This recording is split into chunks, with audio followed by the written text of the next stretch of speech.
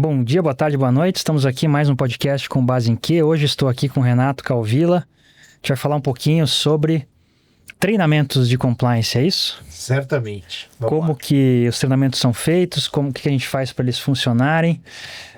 É aquela coisa, né? A gente fala em treinamento de compliance, ainda mais uma empresa, às vezes, multinacional, grande, as pessoas já ficam assim, tem que ir lá participar do negócio, né? Apertar lá um botão.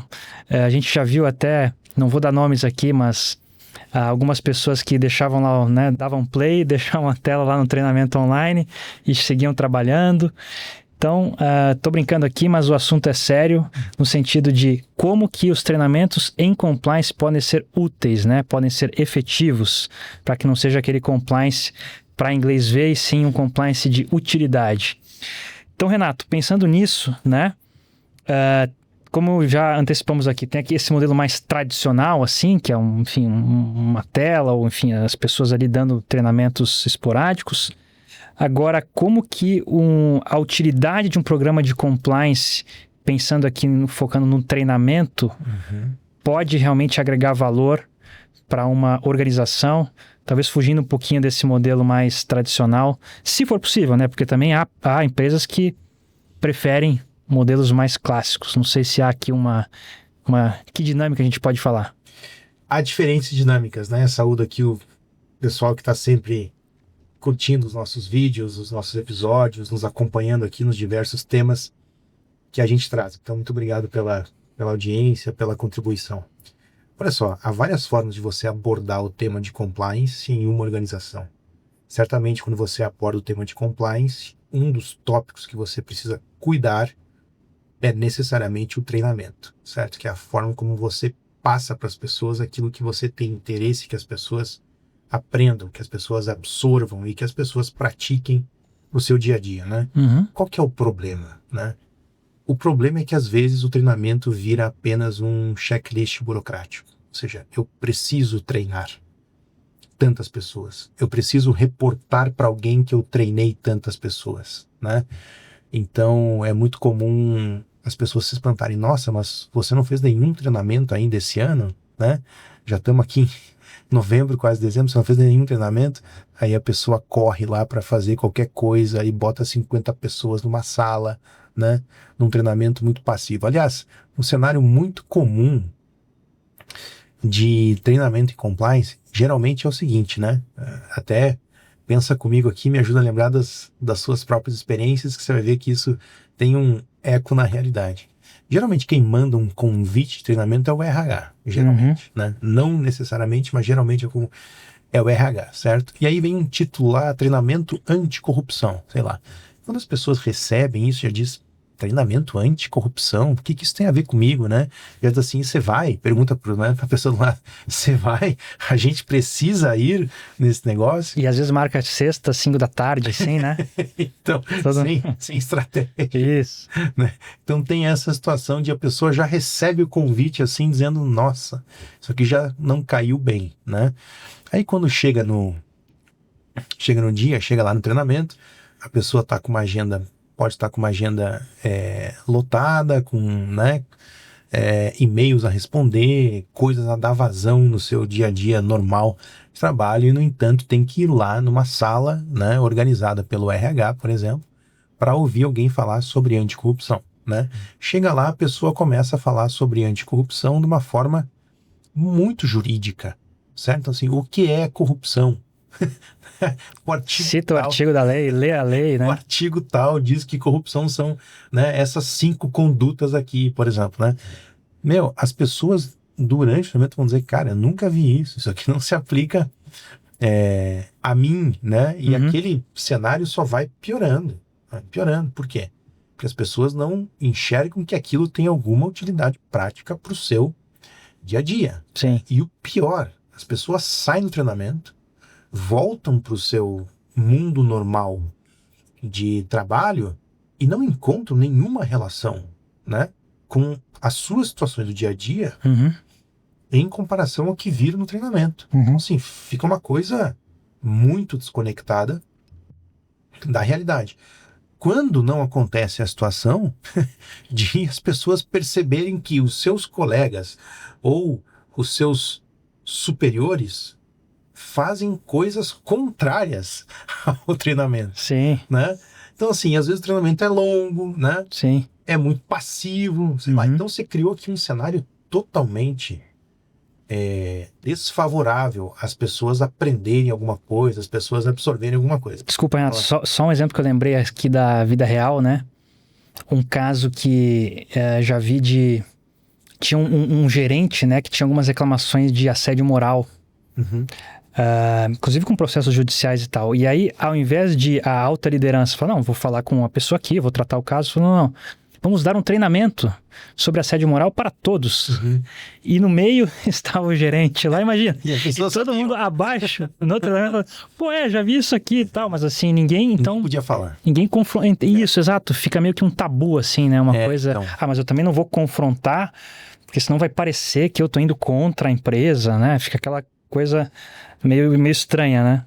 Exato. Então, assim, num cenário como esse que a gente brincou aqui descrevendo, né? Qual que é o resultado? Você tem lá só o checklist, né? A gente fala aqui, já falamos em outros episódios, né? Sobre a questão da utilidade do compliance, certo? A gente se preocupa muito aqui em falar sobre um compliance que é útil, não um compliance que é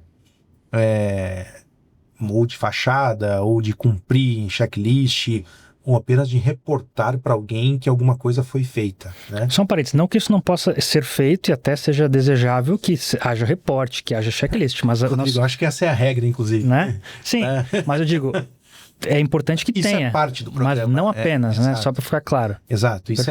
Isso é parte do programa, isso não pode ser o objetivo do programa, né? Então, assim, é óbvio que você vai fazer alguma coisa, você vai registrar que você fez aquilo. Claro. Você vai gerar evidência, né? Das medidas de compliance, de compliance que você fez para evoluir o programa, por exemplo, para desenvolver o programa, né? Então, e também ninguém trabalha sozinho, né? Então você vai fazer alguma coisa, você vai registrar, você vai reportar para alguém. O ponto que a gente critica aqui é quando isso se torna mais importante do que a utilidade do que foi feito. Certo. Esse é o ponto principal. Perfeito. Né? E às vezes não, acho que assim, com muita frequência, né? As organizações focam nessa questão da formalidade. Eu tenho X pessoas sobre um tema Y, isso significa X% da minha base de colaboradores, né? Fui lá, dei lá o tique no que eu precisava fazer, cumpri a meta, ganhei bônus e o mundo seguiu como sempre. Então, seguiu, né? E aí você vai ver as pessoas não aprenderam nada, né? Os colaboradores, por exemplo, não aprenderam nada, não foram impactados em nada, não foram engajados em nada, né? E as coisas seguem como sempre seguiram, mas a pessoa tá lá e cumpriu a sua meta, digamos assim, independentemente do resultado que obteve com aquilo lá, né? E me diz uma coisa então, como que a gente pode focar na melhoria da tomada de decisões? Porque, como você falou, né, às vezes o treinamento foca muito em condutas, em regras, né? Tem essa regra aqui, tem essa regra ali, por favor, cumpram a regra, senão vai ter uma penalidade. Tá, mas assim, como que o compliance nessa linha de utilidade pode realmente fazer uma diferença no dia a dia das pessoas? O que a gente pode dar aqui de dicas? Então, vamos lá, tem bastante coisa para se fazer, né? Tem uma premissa que precisa ser entendida e trabalhada no dia a dia. Veja só, aqui um pouco de... tem alguns ensinamentos, não que a gente vai ensinar as pessoas aqui sobre neurociência e tudo, ou até biologia, mas assim, a gente precisa ter um pouco de noção, né? Pelo menos alguns estudos falam assim, o nosso cérebro, ele é treinado e ele tem a função de esquecer coisas que não são úteis ou que não são trabalhadas, né? Então, assim, se a gente aprende alguma coisa, né? Tem estatísticas que falam, eu sei que algumas pessoas, por exemplo, que estudam neurociência vão dizer, essas estatísticas não são tão certeiras assim. Mas tudo bem, para a gente dar aqui o exemplo e contextualizar a situação, vale a pena, né? Então tem a curva do esquecimento, né? Que vai tratar da nossa perda de memória sobre aquilo que a gente leu, ouviu, aprendeu, né? E nas 24 horas depois que a gente aprendeu alguma coisa, a gente perde muito. Se fala em 70%, por exemplo, do que a gente aprendeu, a gente esquece nas próximas 24 ou 48 horas. Isso é muito significativo. Só um exemplo aqui, né? Me lembrei muito de provas na faculdade. Você fez uma prova assim, estuda ali em cima da hora, lê um resumão. Na noite anterior, por exemplo. Na noite anterior, né? Madruga à noite, só para fazer aquela prova. Faz a prova, vai bem na prova. Você almoçou, esqueceu. Depois, cara, o que era a prova? Sei lá. Só sei que eu fui bem e passei. É meio isso, né? Então, tem a curva de esquecimento, que é... Desculpa, né? De novo aqui, isso é um estudo, enfim, pode ter dados diferentes, mas isso aqui é um pouco em conhecimento mais consolidado. Então tem essa curva que vai dizer que as pessoas, né, esquecem grande parte daquilo que aprenderam nas horas seguintes a terem aprendido. Então isso é muito significativo. Pega esta estatística, né, que as pessoas esquecem, sei lá, até 70% nas 24 horas ou 48 horas posteriores, e leva agora para um cenário de um treinamento tradicional de compliance, como a gente estava falando aqui, né? Se você aprender, se esforçar, você esquece, imagina então se você sequer reteve a informação, né? Que foi aquele cenário que você trouxe aqui da pessoa que, por exemplo, num treinamento online, vai lá, deixa no mudo o treinamento e segue fazendo lá, respondendo e-mails, revisando o que tem que revisar, tocando a vida para frente, né? Pagando conta, sei lá, aproveita aquela hora ali para, né, colocar a sua vida pessoal em dia fora do trabalho, né? Quando deveria estar prestando atenção ao treinamento. Então, se você começa a entender dessas coisas, você vai dizer, peraí, eu tenho que ter uma estratégia diferente para alcançar, para engajar essas pessoas, né? Então, se você não coloca nenhum esforço sobre o conhecimento que você acabou de receber, então assim, o que você faz com a informação que você acabou de receber? Se você não faz nada, aquilo se torna ruído. Certo. Né? Até tem um livro, né, sobre nós, lá, o ruído do... Daniel Kahneman. Exatamente. Então, aquilo se torna ruído, e o que o nosso cérebro faz com ruído? Simplesmente descarta, né? Então, veja, o cenário aqui é de as empresas colocando diversas pessoas numa sessão presencial ou online, tirando as pessoas 2 horas do dia, por exemplo, né, para fazer um treinamento que não passa nada para as pessoas não são impactadas com aquilo de nenhuma forma, as pessoas não levam aquilo para o seu dia a dia, pelo contrário, as pessoas começam a prestar atenção na organização e começam a enxergar que as pessoas, inclusive, agem contrariamente ao conteúdo do treinamento. Então aquilo não serve para nada. Aquilo vai se tornar o quê? Ruído. O que o cérebro faz com ruído? Simplesmente descarta. Você sabe que tem uma... Eu não sei a fonte disso, ó. Esqueci a fonte, mas o cérebro, obviamente, é um órgão que gasta muita energia, né? E a memória também é algo que realmente gasta muitos neurônios, simplificando. Então tem uma função até da própria evolução que realmente faz sentido que você delete do seu cérebro coisas que você não usa, não vai utilizar. Então tem uma base aí evolucionária, entre aspas, que dizem alguns dessa, né, dessa exclusão, digamos assim. Exato. Mas só para complementar a resposta, tem um ponto também que é o seguinte: às vezes, no treinamento, o que é passado para as pessoas é a regra. Tipo assim, você pode fazer isso, você não pode fazer isso. Você pode fazer isso, você não pode fazer aquilo, né? Só que o que acontece? Às vezes a realidade não cabe na regra. O que eu quero dizer com isso? As pessoas enfrentam situações muito mais complexas, né? Mais complexas, né? Então, enfrentam, por exemplo, situações que não são tão claras. Às vezes no treinamento, né, a pessoa que passa o treinamento diz lá, não, o contexto é esse aqui, a regra é essa aqui, aplica.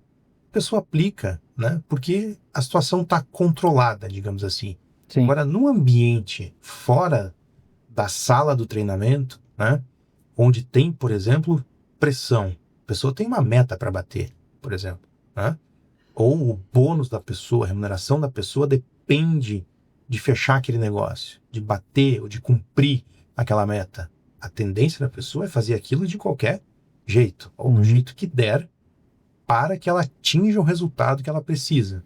independentemente se faz isso de uma forma íntegra ou não, né? Às vezes até o gestor ou a gestora, né, cobra a pessoa pelo resultado final, não por como a pessoa atingiu aquele resultado, né? Então a meta financeira aqui vai ter uma importância maior do que integridade, né? Então Certo. você vai tendo essas situações no dia a dia, que são as pressões, pressão de autoridade ou pressão dos pares, né? Que você olha para o lado assim, ninguém está fazendo daquela forma. Tá todo mundo pegando um atalho, todo mundo está dando o seu jeitinho. Aí você vai dizer, nossa, mas só eu vou fazer então daquela forma? Todo mundo vai ganhar bônus e eu não vou ganhar bônus, né? Porque eu estou tentando fazer aqui a coisa certa. Então, o treinamento, né, geralmente não trabalha com esses cenários que a pessoa enfrenta no dia a dia. Sim. Quando a pessoa vai enfrentar esse cenário, a regra não cabe aqui, né? Uhum. Tem aquela história que dizem, né? Olha, na prática, a teoria é outra, né? Então a pessoa se depara com situações que não foi vista, né? que não foram vistas no treinamento, ela não foi de nenhuma forma preparada para aquilo. Então o que você tem que fazer, né, nessas situações? Você tem que mudar a forma como você treina as pessoas. Você tem que ter uma outra concepção de treinamento, né? Então, em vez de passar regra, né, tem uma situação que diz regra versus um dilema.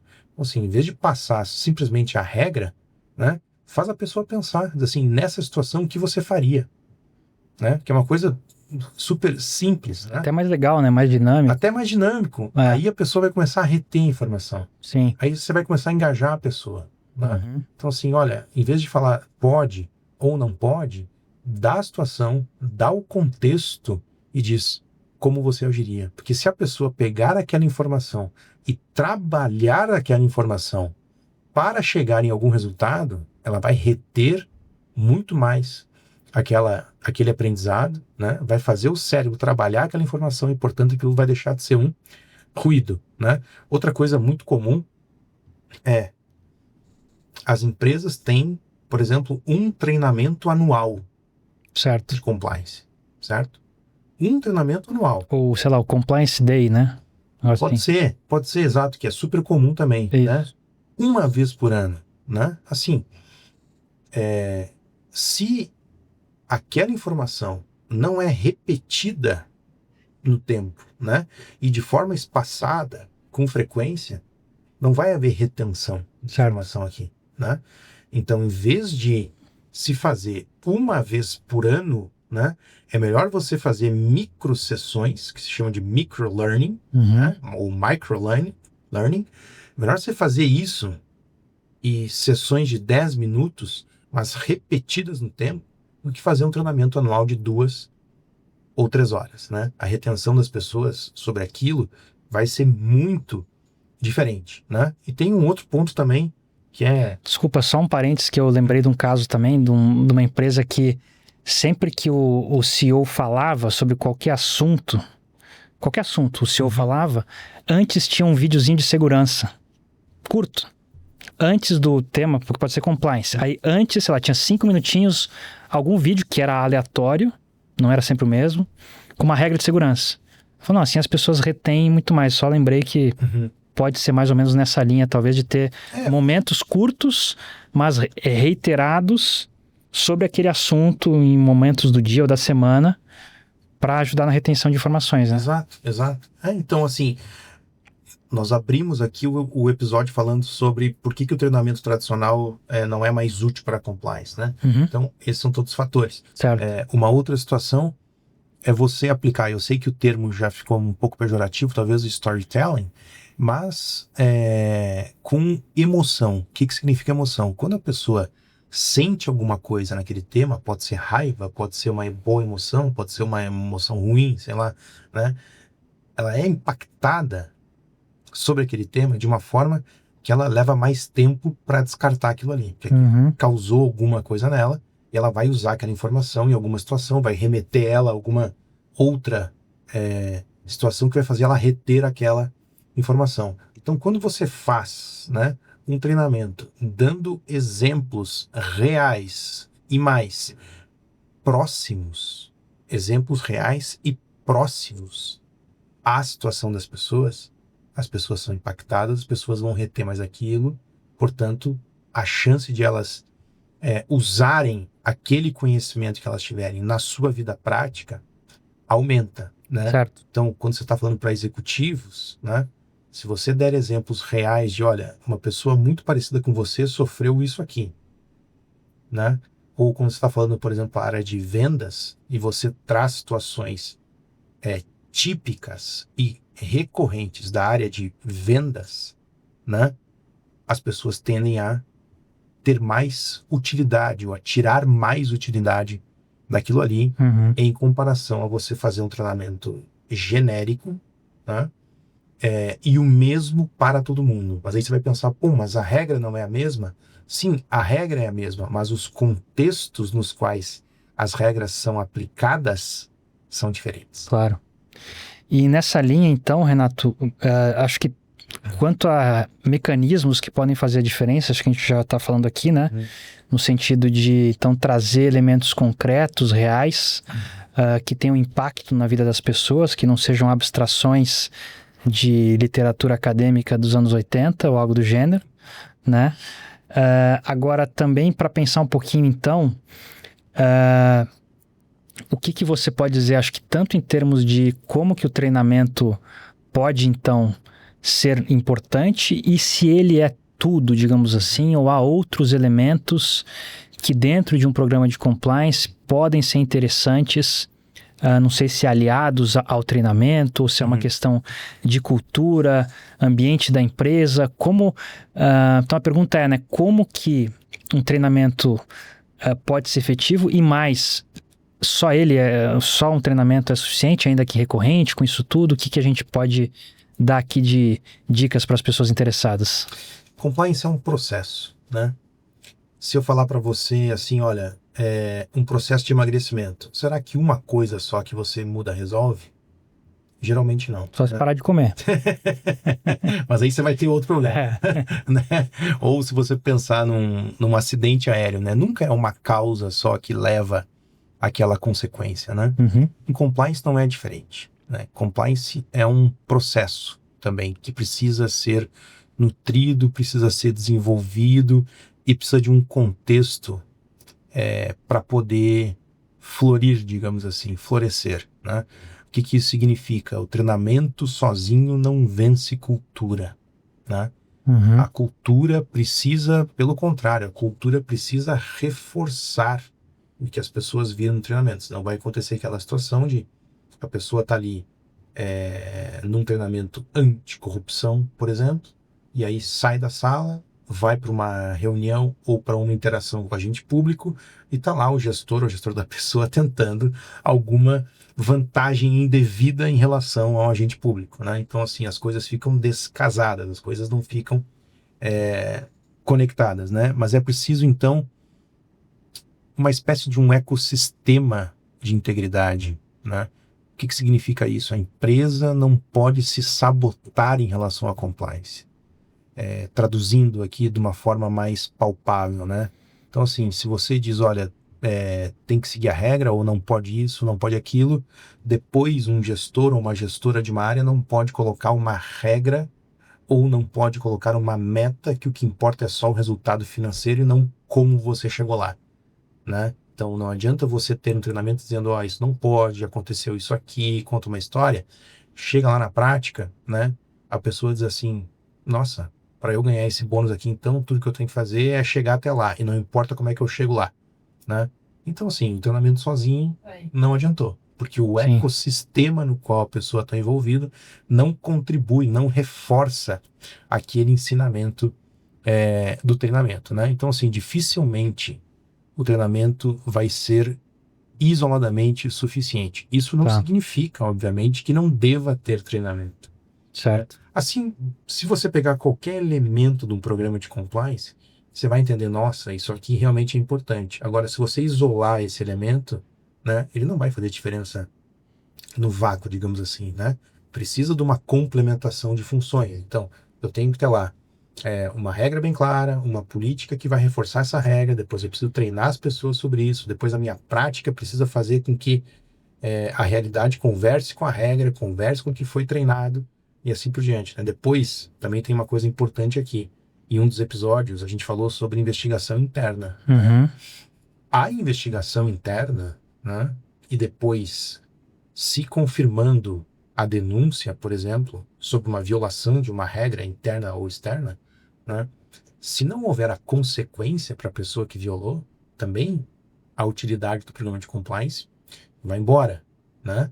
Então, assim, não adianta eu fazer um treinamento sobre, olha, temos aqui um canal de ética, por exemplo, né? Então, sempre que você, colaborador ou colaboradora, identificar ou souber de alguma irregularidade, né, na nossa organização ou envolvendo a nossa organização, né, denuncie, utilize o canal de ética. Aí a pessoa denuncia, né, pode até ficar sabendo por uma via ou por outra que a investigação avançou, só que chegou no final da investigação, nada aconteceu, né? A pessoa continua lá, como foi o exemplo aquele do assédio moral, né? Todo mundo sabe que o gestor ali praticava, né, assédio moral e estava lá participando do treinamento junto com os outros, né? Ou até é premiado no final do ano, bateu metas e não sei o que, e as pessoas dizem, poxa, alguma coisa tá errada aqui, né? Então, você tem que pensar num somatório, né? Num conjunto de coisas que vão fazer a utilidade do programa. Claro que individualmente todos serão importantes, mas nenhum será isoladamente suficiente. Perfeito. Eu até fiquei pensando aqui, essa questão de treinamento ainda talvez venha muito da nossa formação, né? É claro que as faculdades, as escolas têm mudado muito, mas, né, sei lá, há 20 anos atrás você ficava lá num banco sentado, ouvindo alguém passivamente, e isso era o que era uma aula, né? Fiquei pensando aqui que talvez também as empresas, né, as organizações pensarem em formas de tornar essas interações, seja via treinamento, seja via que a gente colocou aqui, momentos em que esse tema seja tratado, para ter uma cultura, talvez possa ser interessante, né? Então, não aquela coisa passiva que, assim, tem a estudo, você falou de neurociência, hoje o período de atenção das pessoas é muito mais curto, mídias sociais, celular, que a gente já sabe, internet, etc, etc. Então, até, sei lá, hoje, por exemplo, é muito mais difícil a pessoa sentar e ler um jornal, né? Você pega um jornal, lê por 1 hora. Hoje é um negócio assim, pô, você vai ficar 1 hora sem ver mensagem? Porque, sei lá, talvez 2 da manhã, né? Não, mas, Rodrigo, isso que você está trazendo aqui, a própria organização pode se valer dessas formas de comunicação mais modernas. Perfeito. Né? Então, assim, a gente não fala, nós enquanto consultoria, a gente não fala sobre treinamento, a gente fala sobre plano de comunicação, né? Do qual o treinamento é um aspecto apenas, né? Mas você tem várias outras formas de atingir as pessoas com a mensagem que você quer que chegue até as pessoas, né? Então você pode usar vários formatos de mídia para atingir as pessoas. Você não precisa falar de um tema só num auditório com 50 pessoas, à 1 da tarde, depois que as pessoas almoçarem, e você fazer as pessoas ficarem 2 horas lá, né? Então, num plano de comunicação, que é parte de um programa de compliance, né? Você tem várias formas de impactar as pessoas, né? E tem formas online e formas presenciais, desde coisas tradicionais como uma roda de conversa, né? Onde você trata com pessoas específicas de temas também específicos e adequados à realidade daquelas pessoas. Você tem quiz que você pode fazer com as pessoas, né? Você pode mandar por e-mail, que seja, se você... e-mail já é uma coisa um pouco mais, digamos, mais tradicional, mas você pode mandar e-mail para as pessoas com alguém contando uma história, que tem um vídeo para as pessoas assistirem, que seja, né? Contando uma história, e no final você perguntar o que você faria nessa situação, se isso aqui acontecesse com você, como é que você agiria? Legal. Então você não precisa ter aquele formatão tradicional de treinamento para achar que você está fazendo alguma coisa no seu programa de compliance, pelo contrário, né? Então, assim, lista de presença, não, né? Todo mundo tem que assinar aqui, não sei o quê. Geralmente isso serve a uma pessoa só que tem que cumprir uma meta, né? Mas não serve à organização como um todo, né? E a gente busca aqui um compliance que seja útil, né? E eu sempre falo aqui nos nossos episódios, né? A prova real do compliance é ele conseguir ser implementado, né? Numa pequena empresa. Porque ele não tem essa questão de, preciso reportar para alguém. Não, ali é vida real. Ou isso aqui é útil e ajuda o meu negócio, ou então não serve. Então não vou ter isso aqui, né? Porque numa pequena empresa, geralmente você não tem assim, eu preciso implementar isso aqui, ou porque a matriz lá de fora. Não tem isso. É um empresário que deu o seu sangue para criar aquilo ali. Ele quer que as pessoas da sua organização se desenvolvam, que a sua organização fique melhor. Então ele vai dizer, por que eu vou trazer alguma coisa que é um checklist que não serve para nada? Né? Só para dizer que tenho, ele vai dizer, não, desculpa, cara, eu não preciso disso. Eu preciso de alguma coisa que seja útil, que mude a forma como as pessoas estão agindo, que evite fazer com que as pessoas façam um pagamento de duplicidade, que evite ter que mandar alguém embora por assédio moral, por exemplo. Né? Então, é isso que se busca. Então, a prova real do compliance é a pequena empresa. Porque ali não tem essa questão, não tem se esconder atrás de um papel. Ali é vida real. Excelente. Muito bem, gente. Bom, acho que foram excelentes as considerações. Esperamos aí que todos e todas aí tenham uma melhor compreensão sobre treinamentos e como conduzi-los ou outras dinâmicas aqui para uma integridade, uma utilidade, né, do Compliance. Então, agradeço aqui, Renato. Muito bom. E nos curta, né? Siga aqui as nossas redes sociais, compartilhe e nos vemos no próximo episódio do Com Base em Quê. Até o próximo, um abraço.